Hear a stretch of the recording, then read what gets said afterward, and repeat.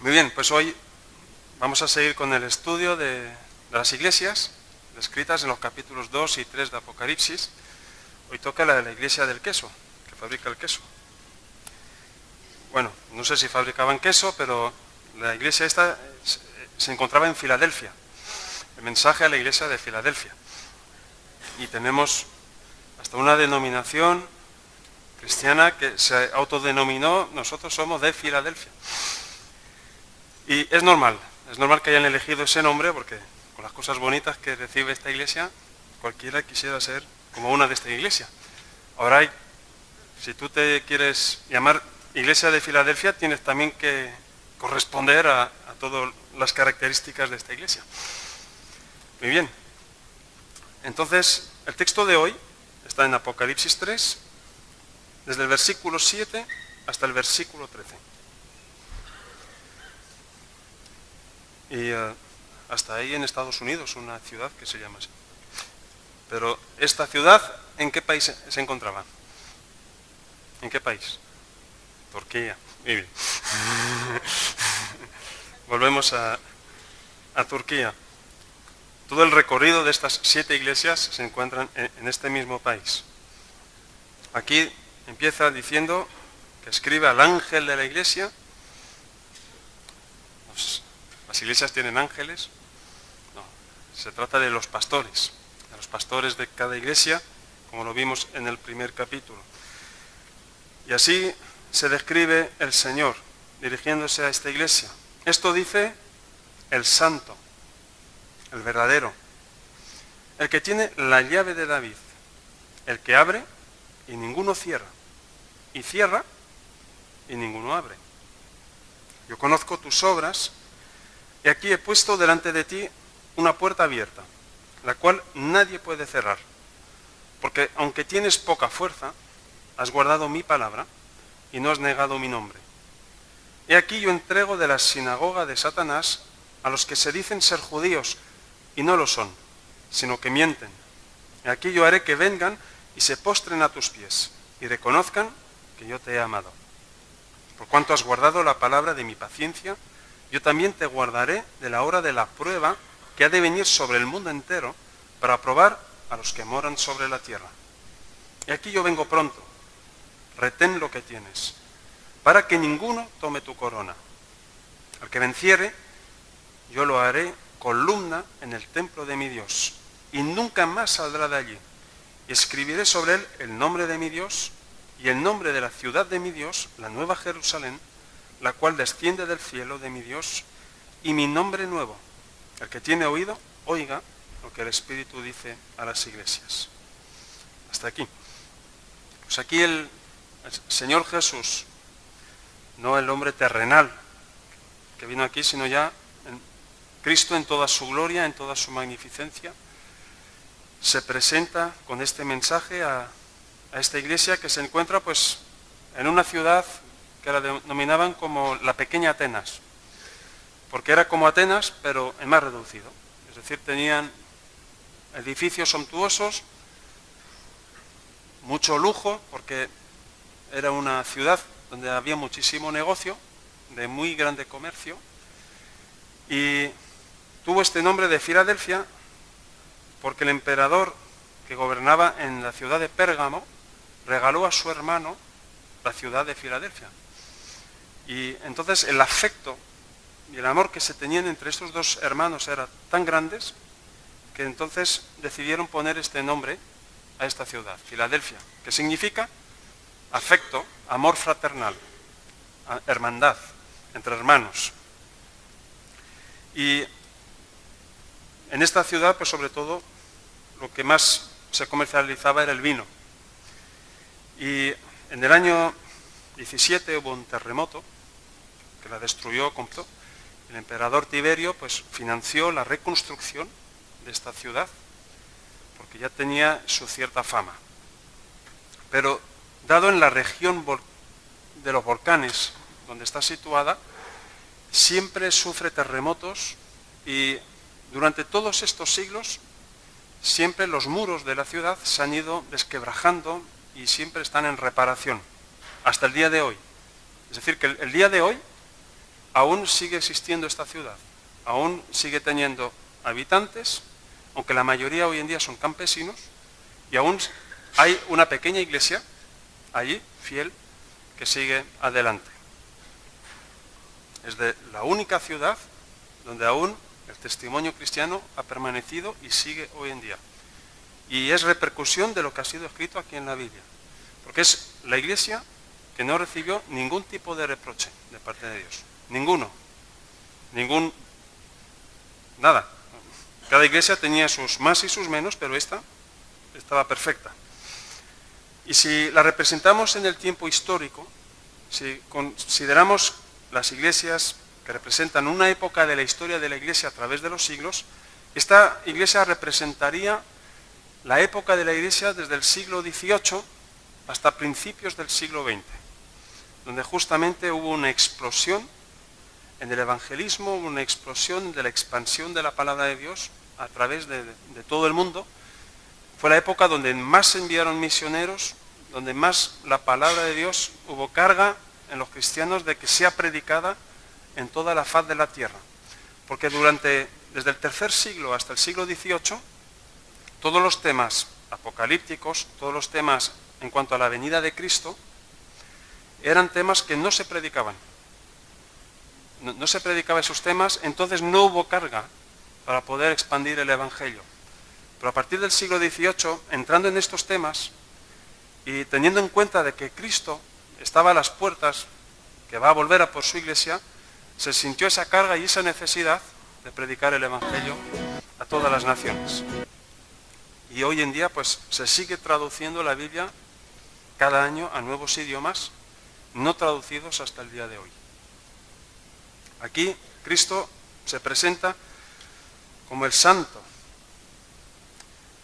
porque Dios no hace compromisos, Él es santo, Él es apartado, y en las Escrituras, cuando se refiere a Dios como santo, este artículo, este adjetivo, es el único que se repite hasta 3 veces de seguidos cuando se refiere a Dios. Santo, santo, santo. O sea, es una característica que lo define por encima de todas las demás.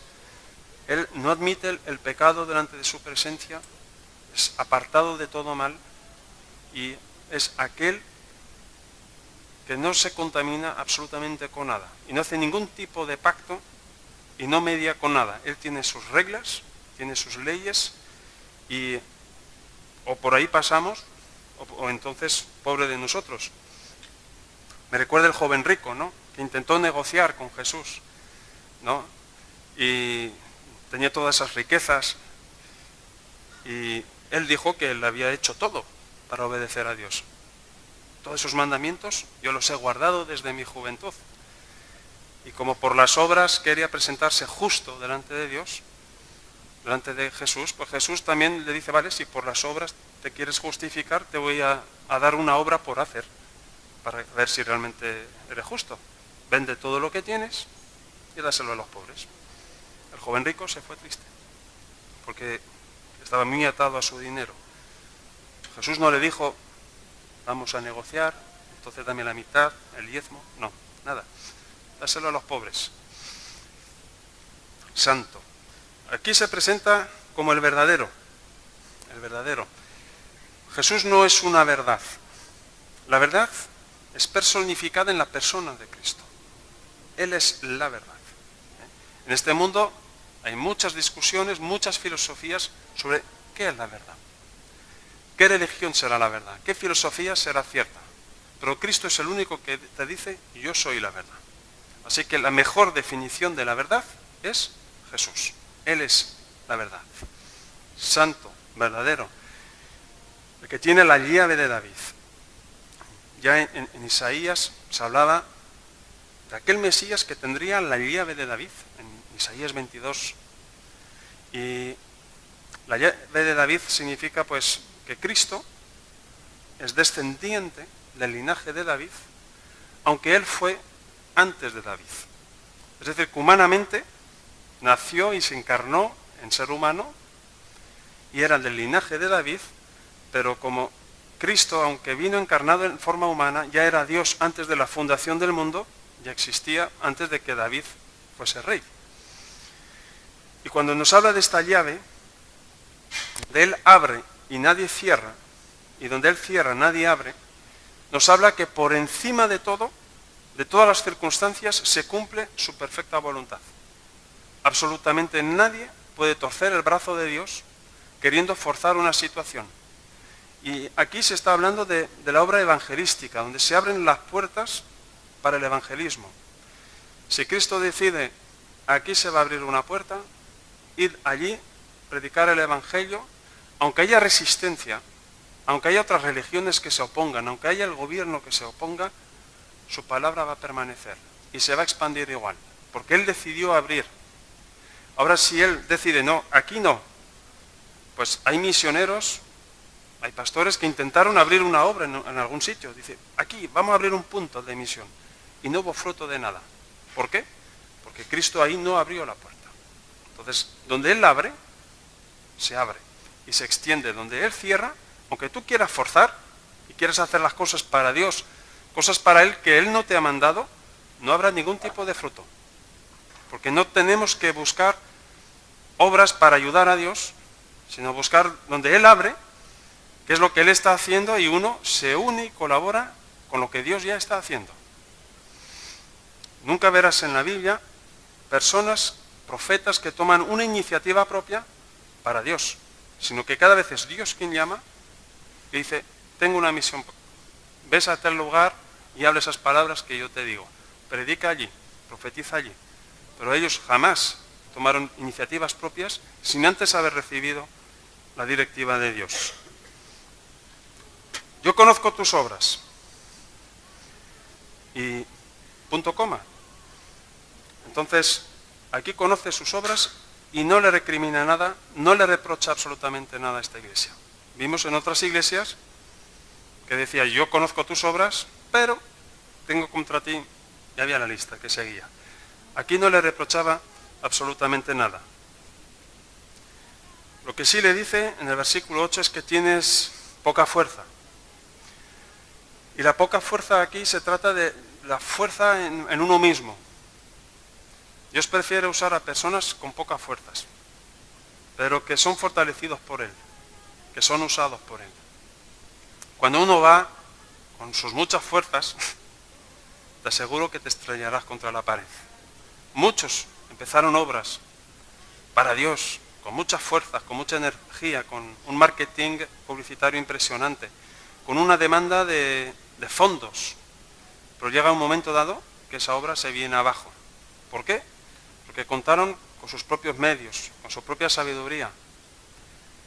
Dios prefiere corazones dispuestos, con pocas fuerzas, que no tienen muchas, no pueden contar sobre ellos mismos, para que la gloria se la lleve Dios, para que Él sea glorificado en todo, para que humanamente no digamos, wow, mira la estrategia nueva que ha encontrado para Dios.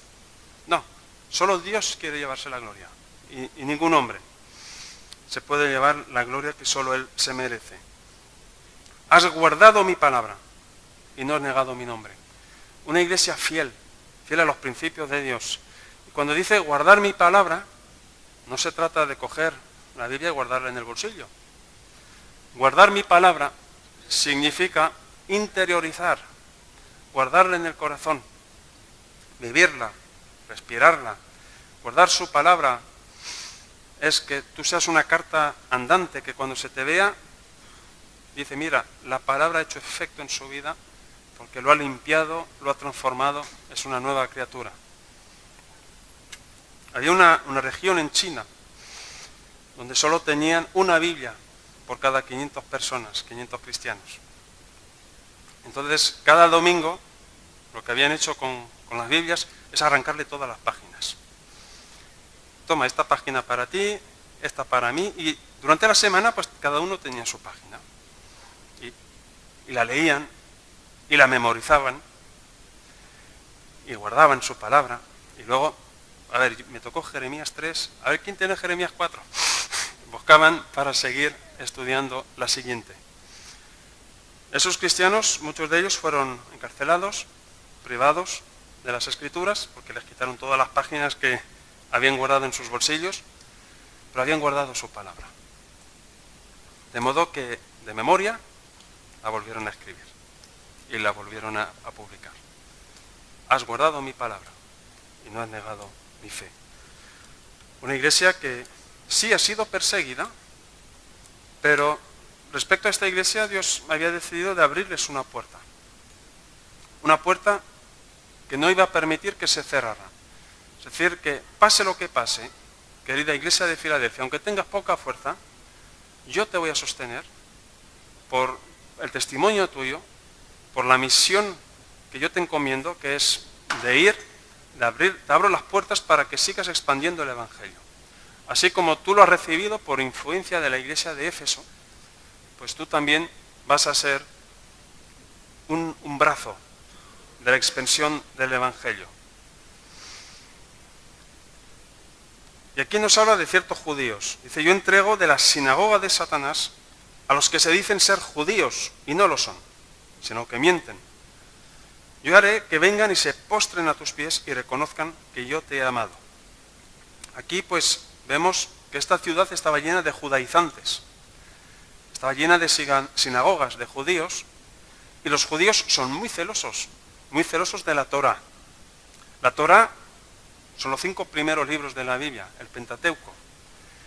Y tú hablas con un judío y él te dice que conoce a Dios, que conoce a Jehová, y convencidos de que ellos tienen la verdad, y no pueden aguantar a los cristianos, porque ¿cómo que Cristo es Dios? ¿Pero de qué me estás hablando si Jehová es uno?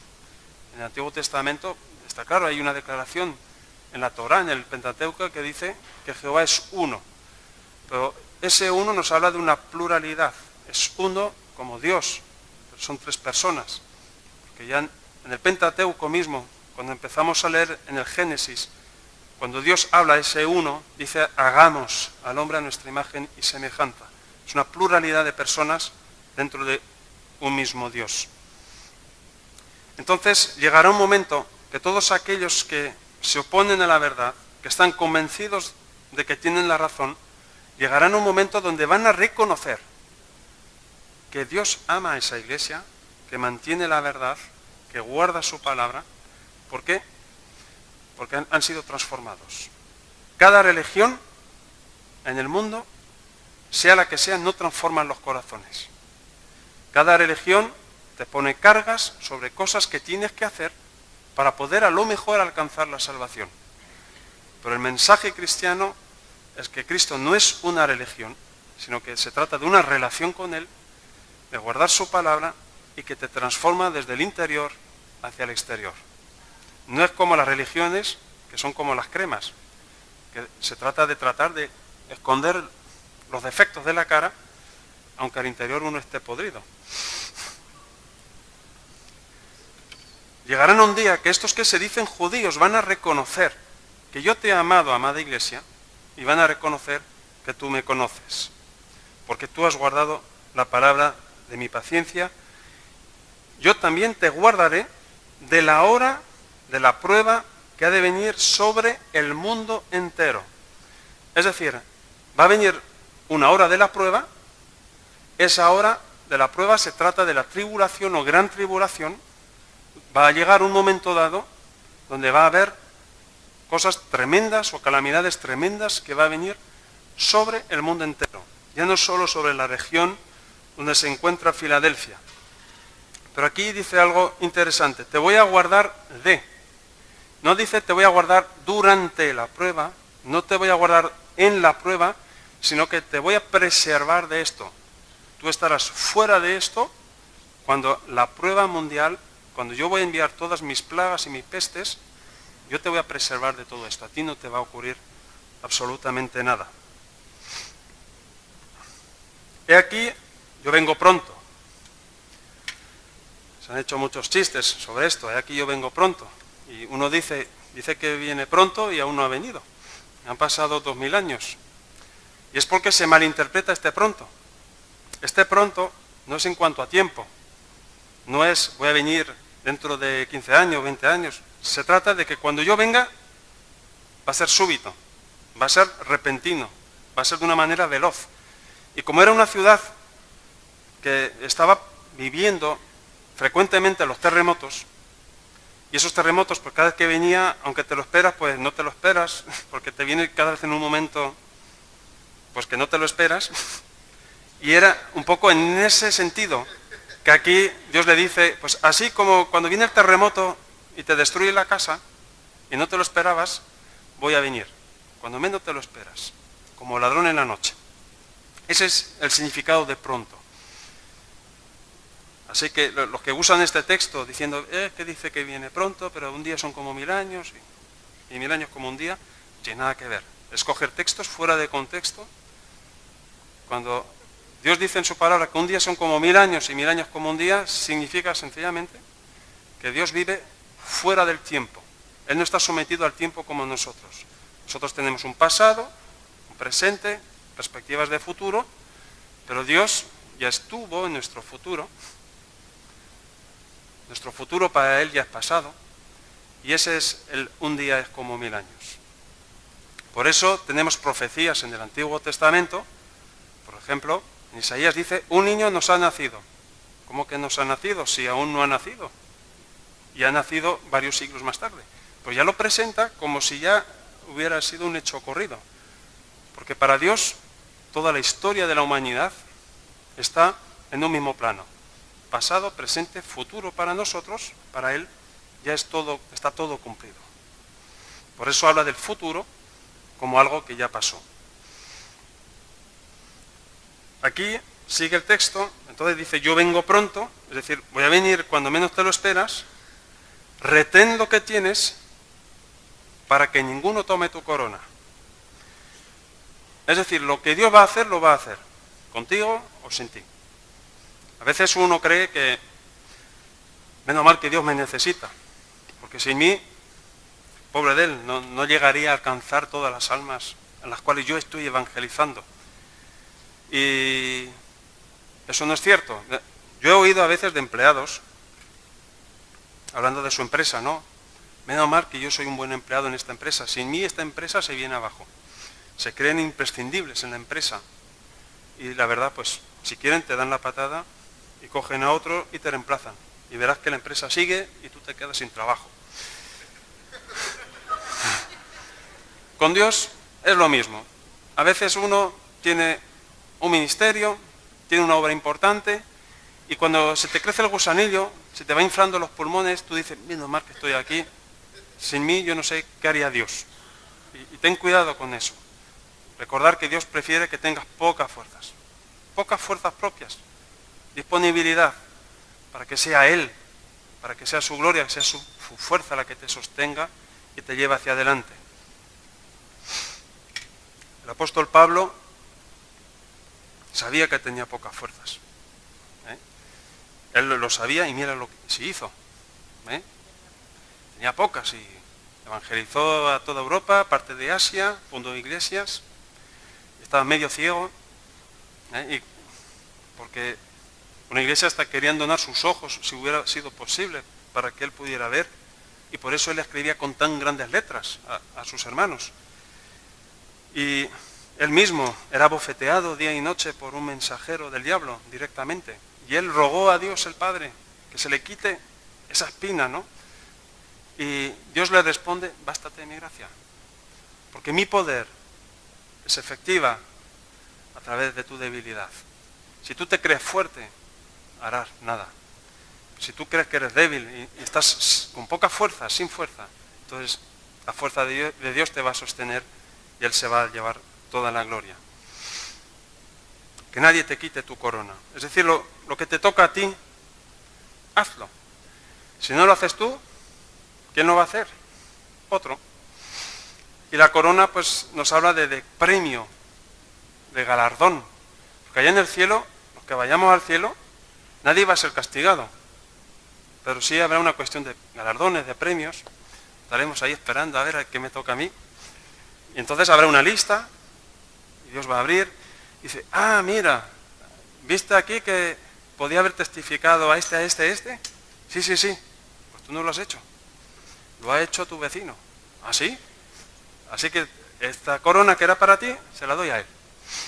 Entonces, que seamos guiados en todo, que Dios nos guíe en todo lo que nos toca hacer, No te va a pedir cuentas de nada de lo que no te tocaba hacer, pero sí te va a pedir cuentas de lo que me tocaba hacer y no hice. ¿Al qué venciere? Yo le haré columna en el templo de mi Dios y nunca más saldrá de allí. En el cielo habrá un templo especial y dice que todo aquel que entra allí ya no sale. ¿En qué sentido? ¿Alguien alguna vez salió del templo de Dios? ¿De su presencia? El diablo. Era un ángel. Con el tercio de los ángeles que estaban ahí delante de su presencia. Y ellos, en algún momento dado, se rebelaron contra Dios. Entonces Dios los echó de su presencia, los echó del templo. Y ahí es cuando hubo esa metamorfosis, ese cambio, donde se transformaron en diablo y demonios. Y entonces hay esa seguridad, esa promesa para el ser humano. Tú como ser humano, si llegas a entrar en este templo delante de mi presencia, te aseguro que no te echaré jamás de mi presencia. Estarás ahí por toda la eternidad, como una columna, algo firme, algo que se sostiene, que no necesita. Allí en el cielo no estaremos discutiendo si perderemos la salvación o no. Si llegamos al cielo, no estaremos ahí, a ver, que hoy me echa del templo, que me envía para el otro lado. No. Si estás, si has llegado, ahí te quedas. Esa es la promesa que Él nos da. Y escribiré sobre Él, escribirá sobre nosotros 3 cosas. Para que veas, hoy en día pues tenemos el DNI, tenemos pasaportes, ahí no hace falta, porque lo escribirá sobre nosotros. Yo no sé cómo será eso, pero aquí dice que sobre nosotros va a escribir 3 cosas. El nombre de mi Dios, el nombre del Padre, su nombre, el nombre de la ciudad de mi Dios, es decir, eso será como un pasaporte. A ver, Nueva Jerusalén, ok, puedes entrar. En Apocalipsis 21 está la descripción de esa Nueva Jerusalén. Es una ciudad celestial donde podrán ir todos aquellos que tienen registrados, escritos sobre ellos, el nombre de esa ciudad. Y hay otra cosa interesante, la tercera cosa escrita, mira tú, las veces que he leído esto y es hoy que me saltó a la cara, la cual desciende del cielo de mi Dios y mi nombre nuevo. O sea, va a escribir sobre nosotros un nombre nuevo de Cristo, un nombre aún no revelado en las Escrituras. ¿Cuál es su nombre? No lo sé. Pero un nombre que ahora como humanos no tenemos la capacidad de asimilar, ni de comprender, y por eso no ha sido revelado. Estoy diciendo una herejía, ¿no? Parece. En Filipenses 2.9, ya dice eso, por lo cual Dios también le exaltó, es decir, a Cristo, hasta lo sumo y le dio un nombre que es sobre todo nombre, un nuevo nombre. Así que no me preguntéis cuál es, yo tampoco lo sé. Los que estemos delante de su presencia sabremos cuál es ese nombre. Seguro será un nombre glorioso, un nombre impresionante, que yo creo que mismo hoy en día, si tuviéramos que pronunciar o oír ese nombre, nos caemos muertos, porque no lo podríamos aguantar. Ya solo Cristo, cuando le preguntaron, cuando lo iban a aprender en el monte Getsemaní, le preguntaron, ¿tú quién eres? ¿Eres tú el que tenemos que coger o prender? Y él solo pronunció esto, yo soy. Y tembló la tierra y cayeron los soldados romanos, no se aguantaron de pie, solo con la pronunciación del nombre de su Padre. Aquí nos habla de esta ciudad, una nueva Jerusalén que desciende. ¿De dónde desciende? Si desciende es que estaba arriba y que desciende. Y cuando esta nueva ciudad, ya la veremos cuando estudiaremos el capítulo 21, que nos habla de la nueva Jerusalén, de una nueva Jerusalén, de nuevo cielo, de nueva tierra, será todo absolutamente nuevo, no tiene nada que ver con lo que conocemos hoy en día y tendremos una morada ahí en esa ciudad. Jesús dijo que Él se iba. Y se iba a preparar una nueva morada para nosotros. Y cuando esté todo listo y todo preparado, pues vendrá a por los suyos. Así que, tranquilo, que allí en el cielo no hay hipoteca, no pagarás facturas, tendrás tu propia morada. Yo creo que ni habrá habitaciones, eso ya es un pensamiento personal, porque no tendremos sueño, estaremos despiertos constantemente. A lo mejor hoy en día como humanos pensamos, wow, qué pena, ¿no? Me gustaría acostarme, descansar, pero sobrarían esas piezas, porque realmente estaremos activos constantemente.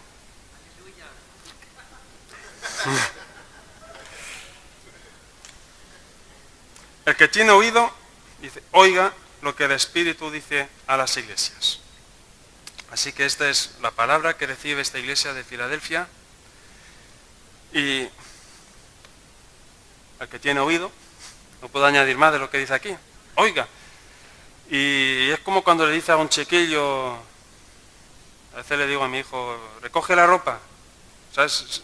Se quita la ropa, taca, taca, taca, y se ducha, y luego sale de la ducha, se viste, pero me deja el cuarto baño hecho una pena. Yo le digo, hey, que recoja la ropa. Y dice, sí, sí. Escucha, pero no oye. Porque luego, 20 minutos más tarde, lo veo que juega con los legos, que está ahí cenando o viendo la tele, y voy hacia él otra vez. ¿Ha recogido la ropa? ¡Uy! Se me olvidó.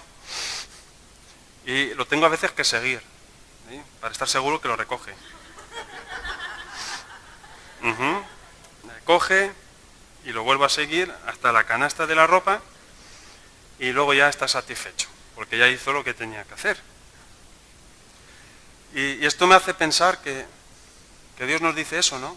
Que tenga oídos, que oigamos lo que Él nos está pidiendo, lo que Él nos está diciendo a cada uno, porque si escuchamos solo, y llega ese momento que ese pronto de Dios vino a por los suyos, a los que están preparados, a los que han guardado su palabra, a los que han permanecido fiel, a los que se han identificado con el Santo Padre, con el verdadero, que han caminado en la verdad. Puede llegar ese momento que uno se gire, mira a derecha e izquierda y diga, uy, ¿dónde están nosotros? ¿Qué ha pasado aquí? ¿Por qué estamos solo 7, 8 aquí en la iglesia y dónde están los demás? Y habrá un pánico general. Estoy seguro que el primer reflejo, los que se queden van a llamar a los otros, ¿no? Uy, seguro que han enfermado. A ver, uy, no contesta el teléfono, voy a llamar a otro. Uy, tampoco, suena como ocupado la línea, no contesta nadie. Y vas oyendo las noticias, ¿no? Accidentes de coches por aquí, aviones que se descuelgan y los pilotos nadie sabe dónde han pasado, y mujeres embarazadas que se desaparece el niño dentro, porque el reino de los cielos es de los niños, entonces van a desaparecer un montón de gente en ese momento, y ahí uno se acordará, dice, wow, no tuve oídos, no escuché cuando me predicaban. Yo era como estos judíos, celoso de ciertas cosas, de reglas, celoso de doctrinas, celoso de cosas que realmente no tenían tanta importancia. Es lo que pasa a estos judíos, que va a haber un momento dado en su vida donde se van a dar cuenta a quién Dios ama, que son aquellos que guardan su palabra y la obedecen. Esta iglesia no recibió ningún reproche. Aún hoy en día, más de 20 siglos más tarde, sigue en pie. Y hoy en día el nombre árabe que tiene esa ciudad, traducido es la ciudad de Dios. Entonces, yo creo que tiene influencia sobre las ciudades el testimonio de las iglesias que hay dentro de sus ciudades. Y nosotros tenemos que tener un impacto hacia nuestra sociedad. Hay un evangelio donde se predica, tenemos que conquistar el mundo, tenemos que extender al reino de Dios, y eso es un evangelio falso. No somos llamados a conquistar el mundo, ni a extender el reino de Dios sobre la tierra, sino de predicar el evangelio a toda criatura. Es una forma de extender, pero de corazón a corazón. No se trata de conquistar zonas geográficas, ni ciudades, ni pueblos, sino que al principio en el Antiguo Testamento Dios quería una nación para él, la nación de Israel. No pudo ser. Esa nación jamás pudo ser un testimonio bueno. Así que entonces cambiaron las cosas con el tiempo y Dios entonces busca una nación espiritual, el Israel espiritual, un pueblo a través de los países compuesto por personas que van aceptando a Cristo. A medida que pasan cada día, el número de los redimidos se va completando. A medida que pasa cada día, ese vengo pronto se está acercando. Y yo creo que es un buen momento, estamos a principios de año, para plantearnos si Cristo viniera ahora, ¿me iría con Él o me quedo aquí en la tierra? Y eso, ¿quién lo sabe? Lo sabes tú y lo sabe Dios. Entre nosotros nos podemos engañar. Yo puedo hacerte creer que mi vida es perfecta, que tengo una relación con Dios impresionante y llevar mi doble vida. Pero a Dios, ¿quién lo puede engañar? Absolutamente nadie. Entonces, todavía no vino, porque aún estamos todos aquí.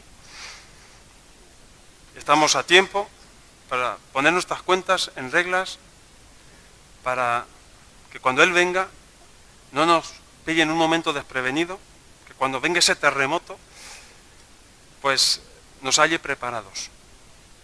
Que seamos personas que amemos su palabra, que la guardemos en nuestro corazón. Y si hay algo que Él nos tiene que reprochar, que nos demos cuenta mientras estamos aquí en la tierra y hagamos lo posible para ir rectificando, para ir renunciando y dejando de lado lo que ofende a su santidad, lo que ofende al Dios verdadero, para que cuando Él te llame por tu nombre, tú puedas decir, aquí estoy, listo. Y entonces te vas con Él.